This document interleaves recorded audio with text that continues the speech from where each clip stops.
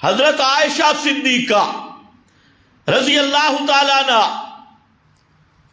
کو ایک بندے نے ایک مسئلہ پوچھا، معروف مسئلہ ہے، لیکن بار بار ہم اس لیے بیان کرتے ہیں کہ اللہ کرے یہ مسئلہ مولوی کو سمجھ آ جائے اور دوسروں کو آئے نہ آئے اشاعتیوں کو سمجھ آ جائے۔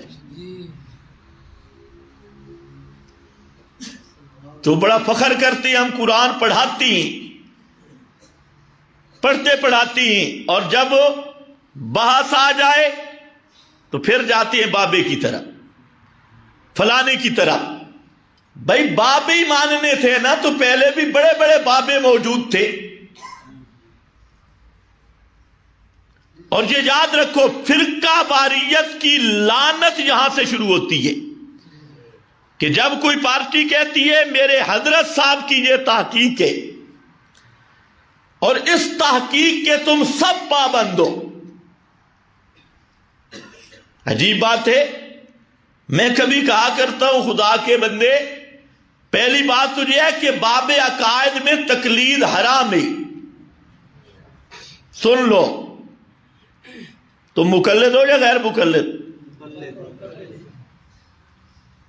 میں کہہ رہا ہوں باب عقائد میں تقلید کرنا حرام ہے۔ عقیدہ ہوتا ہی قطعی دلیل پہ مبنی ہے۔ تو باب عقائد میں تو امام ابو حنیفہ، شافعی، احمد، مالک کی تقلید حرام ہے۔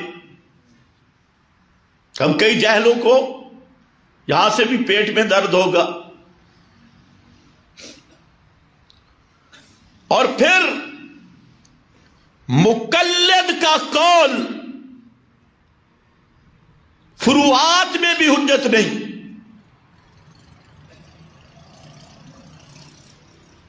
مجتہد کا قول فری مسائل، فروعی مسائل، ان میں حجت ہے،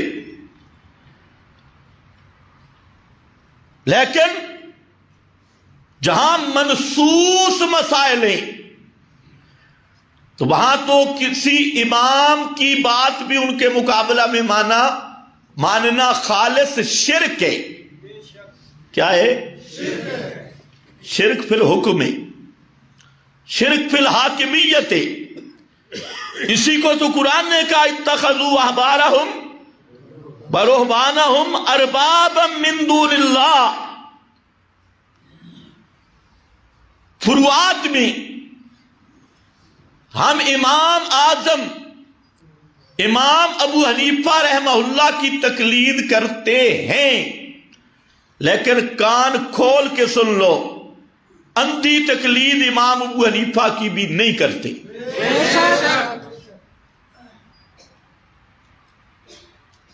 تو 14ویں صدی کے مولوی ہم سے منواتے ہیں، فلانا یوں کہہ گیا، فلانا یوں کہہ گیا۔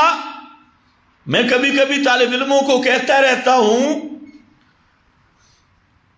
اگرچہ مولویوں کو کڑوا لگے کہ میں تو امام اعظم امام ابو حنیفہ کی تقلید بھی مجبوری کی وجہ سے کرتا ہوں،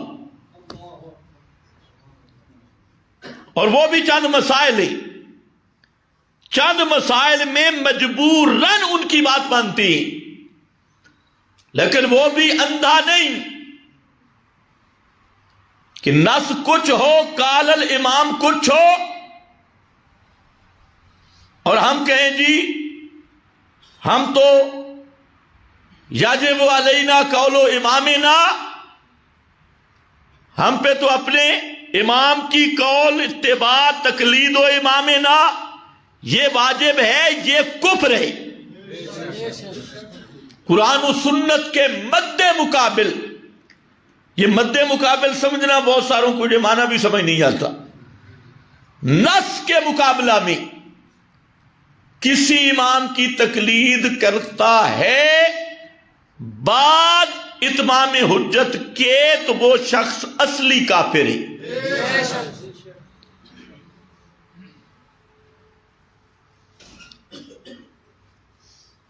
خیر، حضرت عائشہ کے پاس مسئلہ آ گیا، حدیث آئی، ایک مسئلہ تھا کہ نبی کریم صلی اللہ علیہ وسلم نے فرمایا کہ میت کے گھر والے روئیں تو میت کو عذاب ہوتا ہے.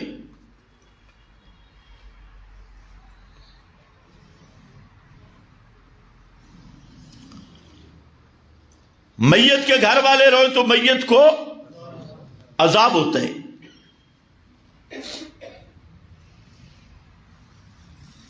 حضرت عبداللہ ابن عمر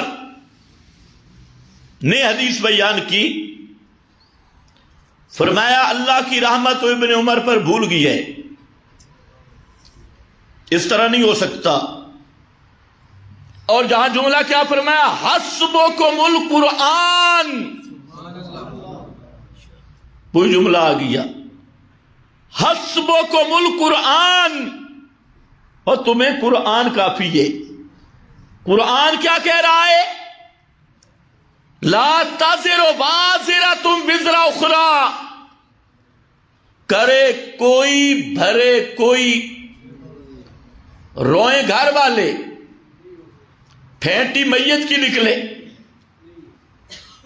گناہ ان کا، سزا اس کو. یہ کوئی عمران خانی حکومت تھوڑی ہے. ملک کا بیڑا غرق کر دیا، مہنگائی مہنگائی مہنگائی کر کے، اور پیچھے نواز شریف کے لگا ہوئے. حالانکہ کیا فائدہ بیچارے نواز شریف کے پیچھے لگنے کا؟ اگر ایک نظر صحیح سے دیکھا جائے تو دونوں ایک درجے کے خبیث اور پلیت ہیں، دونوں ایک ہی گٹر کے کیڑے، اور وہ گٹر جمہوریہ، مغربی جمہوریت کے گٹر کے کیڑے. نوکری بھی ایک انگریز کی. اب لوگ کہتے ہیں اللہ کرے عمران خان جائے، تو آپ کو پتہ ہے جب عمران جائے گا تو کون آئے گا؟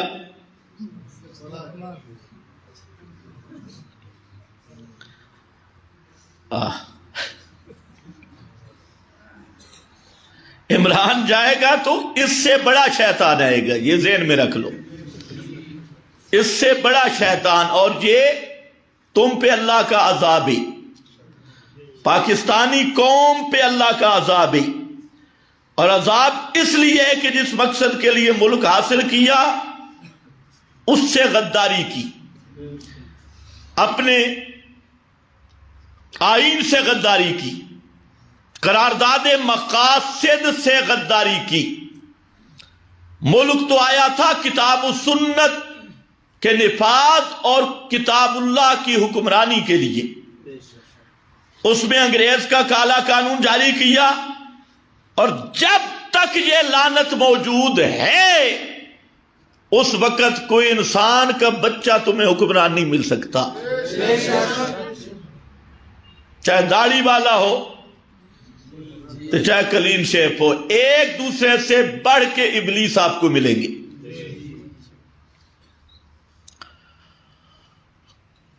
اصل بیماری ختم ہی نہیں کرتے نا.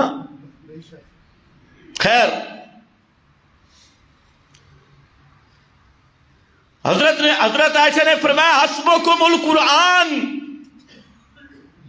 لا تزر وازرۃ وزر اخری، یہ نہیں کہ کرے کوئی بھرے کوئی. اب دیکھو حضرت عائشہ نے کیا پیش کیا، اور ساتھ کیا فرمایا، حسبکم القرآن. درمیان میں راوی کون تھا؟ سچا راوی، سکا راوی، حضرت عبداللہ ابن عمر. اب کیا کہتی ہیں، وہ تو بھول گئے، راوی سچا ہے لیکن بھول گیا ہے، وہم پڑ گیا ہے. قرآن کے مقابلہ میں ایسے سچے راوی کی روایت کا بھی اعتبار نہیں.